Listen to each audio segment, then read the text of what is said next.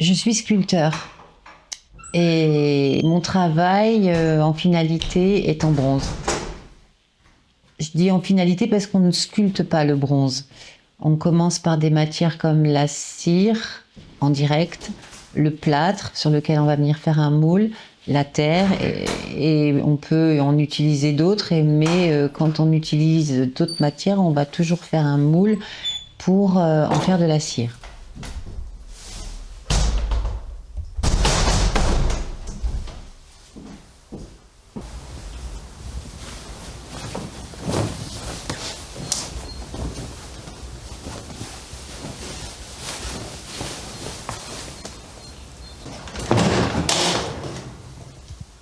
Alors,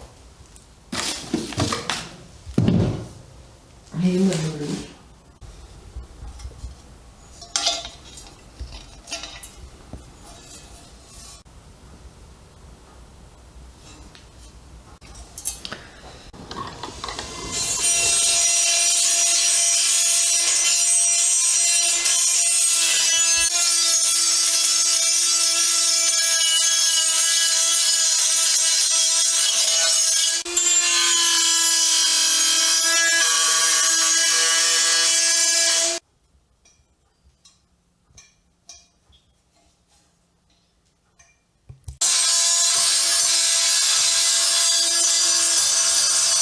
Donc là, quand on a la plaque en bronze, on a la signature, l'année et le numéro de la pièce. Et cette petite fleur, moi je la rajoute, ce petit poinçon, pour dire que c'est moi qui fais tout le nettoyage. Et derrière, on a le tampon de la fonderie, qui spécifie la fonderie qui a coulé la pièce, ici. À 8 ans, mon cadeau pour mon instituteur, c'était une sculpture que j'avais fait avec mon père pendant quelques semaines là dans son atelier où j'avais eu le droit de toucher au ciseau à bois. Donc ouais, c'est quelque chose qui fait partie de moi. Et je racontais l'anecdote de mes parents qui m'avaient inscrit à la flûte traversière, pour faire de la flûte traversière. Bon, c'est quelque chose que j'aimais beaucoup, hein, la musique, mais à l'adolescence, je me suis dit non, mais j'aime pas mes doigts, quoi. Puis j'ai vu les autres filles qui avaient des longs doigts et je me disais non, j'étais trop grosse main, donc j'ai abandonné la flûte traversière. Et aujourd'hui, les gens voient mon travail, découvrent la façon dont je travaille.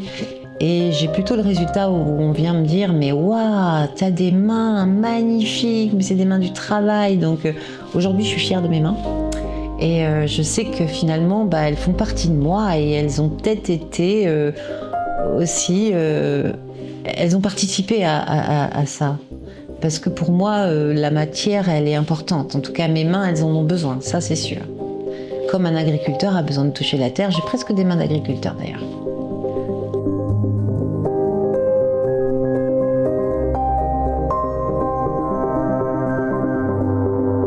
Alors depuis toujours en fait, je peux dire, enfin depuis là où se porte ma mémoire, j'ai aimé l'art, j'ai aimé la peinture, j'ai aimé la sculpture. La sculpture d'autant plus que j'avais la chance d'avoir eu un père qui était sculpteur, qui était peintre, qui était écrivain, qui avait un vrai goût pour tout ce qui était ouverture en fait. Une sculpture de mon père, par exemple, je vais l'avoir moulée, lui il travaillait le bois, hein. Je vais en avoir fait un bronze et je suis heureuse d'en offrir un à mes enfants. Mon père à 18 ans m'a offert une sculpture et c'est la première chose qui part dans ma voiture quand je déménage.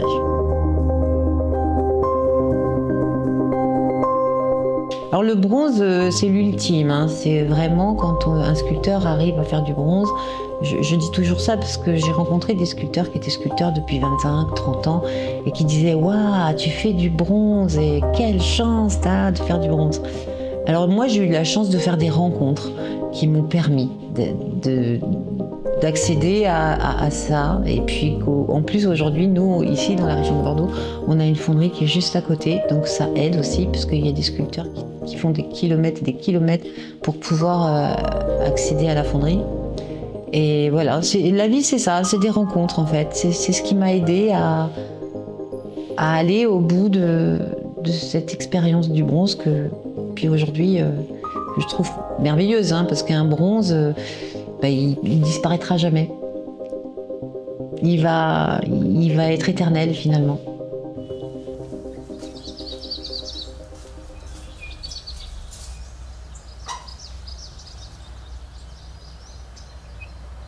Et moi, je dirais que j'ai besoin de ces moments de pause à l'extérieur et que j'ai la chance d'avoir ici un jardin, un ancien jardin de moines. Et on est en plein cœur de la ville et c'est rempli d'oiseaux. On oublierait presque la présence des autres. Et juste par moments, on entend quelques voitures. Mais c'est revigorant. Ça transporte en fait. Ça peut même de temps en temps te faire changer d'époque. Et puis c'est des grands moments de réflexion, de paix en fait.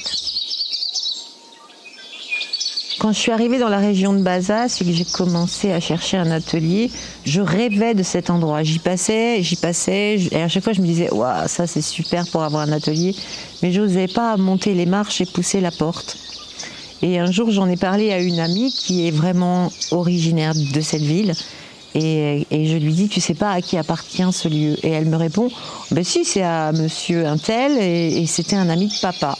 Et donc, elle leur téléphone, et l'après-midi, j'avais un rendez-vous, et j'avais mon atelier. En fait, le lieu m'attendait certainement. Il fallait juste que j'ose.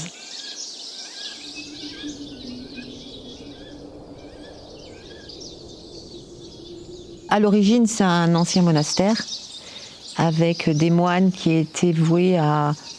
Il n'y a pas de signe de richesse dans cet endroit religieux. Il n'y a aucune niche avec des sculptures. Ils devaient être pauvres et ils étaient juste là pour aider la population en cas d'épidémie. Mais ça date quand même, la première construction, il me semble que c'est 1636. Bon, après, Bazas, c'est une ville empreinte d'histoire catholique. Il y a beaucoup de lieux... qui étaient voués au catholicisme. Donc des belles constructions, quand même.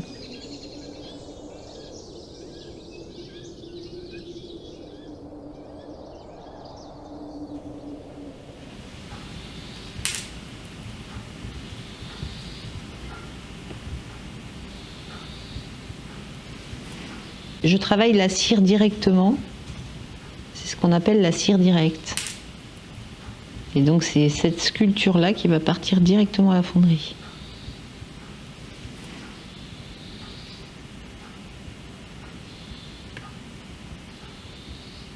Ça va être un de mes personnages de mes différentes scénettes autour de la pluie. Donc en ce moment, je travaille le sujet de la pluie. Alors, la pluie, c'est l'eau. J'ai déjà travaillé le sujet de l'eau dans sa généralité. J'avais inclus des boules de verre avec du bronze. L'artiste, il a quand même un peu de lui dans tout ce qu'il va créer. Alors moi, je suis quelqu'un qui est quand même très impliqué dans l'environnement, en tout cas intellectuellement. Et souvent, les gens, on les croise et quand il pleut, ils sont peinés. Ils veulent du soleil tout le temps. Et aujourd'hui, encore plus qu'il y a quelques années, on le sait, l'eau, elle est quand même vitale, elle est importante, elle est nécessaire et elle est peut-être en train de nous jouer des tours, quoi. Elle va peut-être disparaître dans certaines régions, elle a déjà disparu dans certaines régions d'ailleurs. Donc je voulais amener un côté gai, moderne, peut-être à la pluie. Donc je me suis servi comme base de travail le carton, qui est une matière ondulée et qui pour moi représente la pluie. Donc j'y ai amené un côté peut-être romantique aussi. Et j'ai mis en fond de ces tableaux de pluie des personnages avec des parapluies à l'abri et qui attendent. J'ai toujours aimé la pluie. Alors j'ai vécu en Bretagne, alors j'aime pas faire ce parallèle parce qu'on dit toujours qu'en Bretagne il pleut, même si pour moi c'est pas vrai, il pleut pas toujours en Bretagne. Mais la pluie, oui, c'est un élément que je trouve très doux. Donc ça c'est quelque chose, je pense, qui est en moi, parce que quand justement je croise des gens ici dans le sud-ouest surtout, qui sont très mécontents quand il pleut, et moi j'ai envie de leur dire, non, moi je trouve ça super qu'il pleuve, ça t'oblige aussi à rester à l'abri, à regarder dehors, à regarder par la vitre, et puis t'entends les oiseaux, la nature est contente, quoi, il pleut.